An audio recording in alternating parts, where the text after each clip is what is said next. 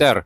Aba, ayos ano, perfect sa mga Filipino riders. Ang kanya namang suspension, telescopic forks sa kanyang front at naka-dual shock absorber sa likuran with subtank pa yan, napakaganda. Plus ang ating stopping power dito, naka-disc brake sa front, 2-piston caliper at equipped ng combined braking system or CBS.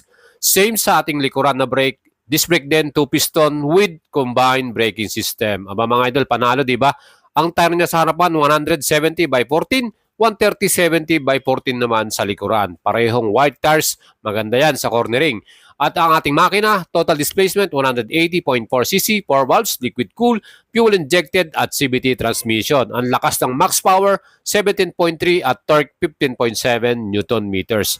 Equip na rin ito ng USB charger, meron tayong bulsa sa harapan at yan po may cover.